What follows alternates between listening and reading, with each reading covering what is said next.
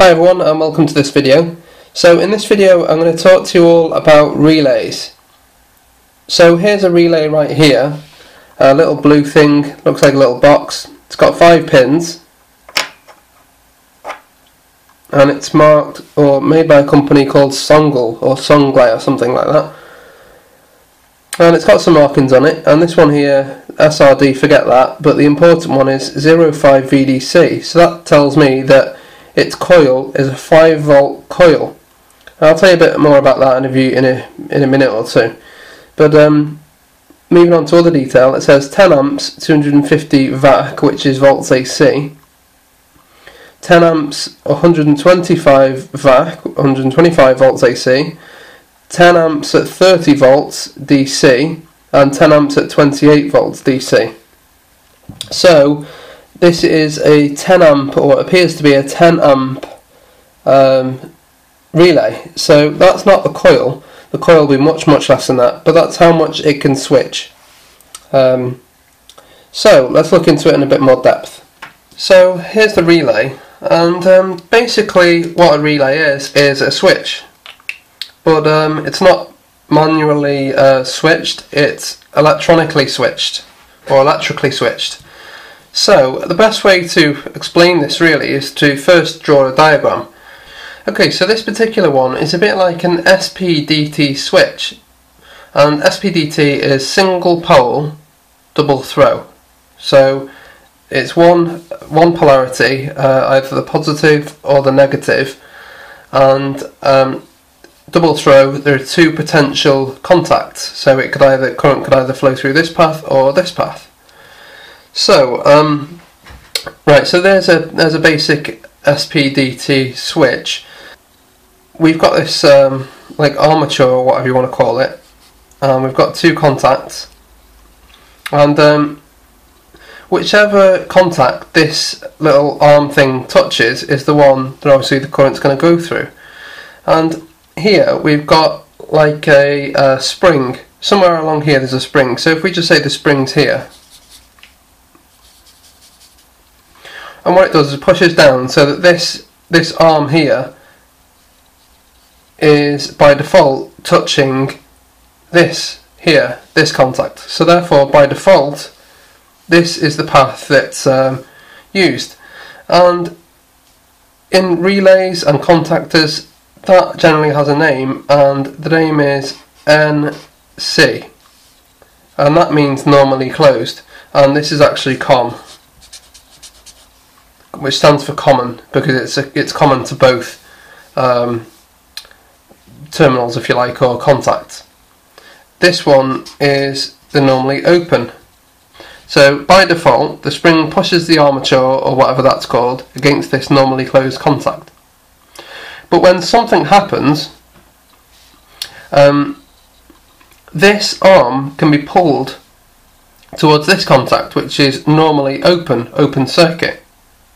So when something happens, the armature can be pulled towards this one, and then therefore breaking this circuit here and making this circuit. So instead it would go up here to this one, the normally open circuit. And I'll just show you how that works now.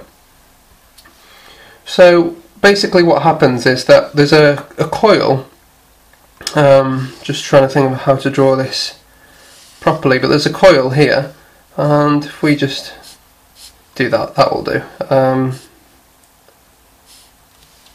So there's a coil, and this thing uses electromagnetism, and what happens is when there's a certain amount of voltage or current flowing through here, the armature gets pulled this way, and therefore it counteracts the strength of the spring and pulls it towards the electromagnet, and therefore closing this normally open contact.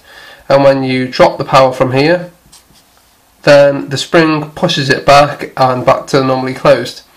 And that's how a basic relay works. On this particular relay there are 5 pins, and by default, if you didn't know what this was, you wouldn't have a clue, because there's no diagram or anything. There's no diagram on it.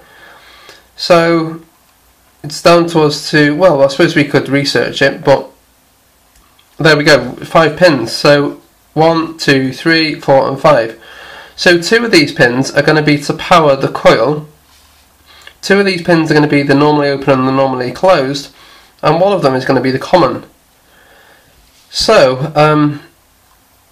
the common one is likely to be in the centre, which is a bit odd, I know, but that's going to be the common one there, this middle one.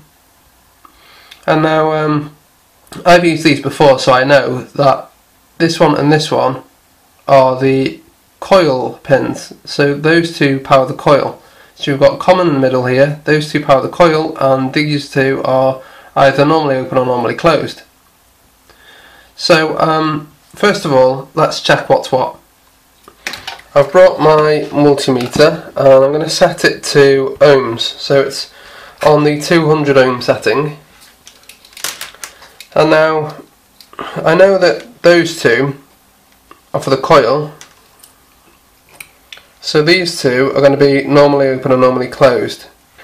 Now the coil is going to be a 5 volt coil, so I'm going to need to supply it with 5 volts, or, well, actually I wouldn't need to, but I will do.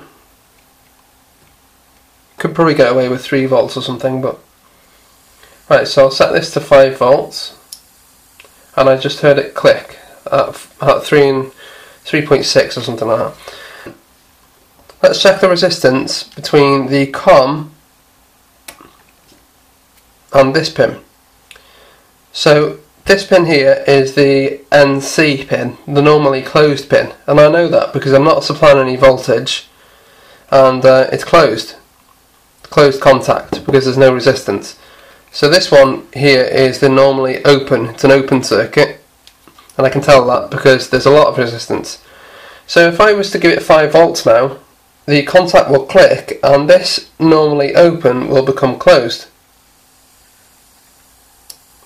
And there we go, it's just clicked, and we've got no very, very little resistance. In fact, there's probably a dead short.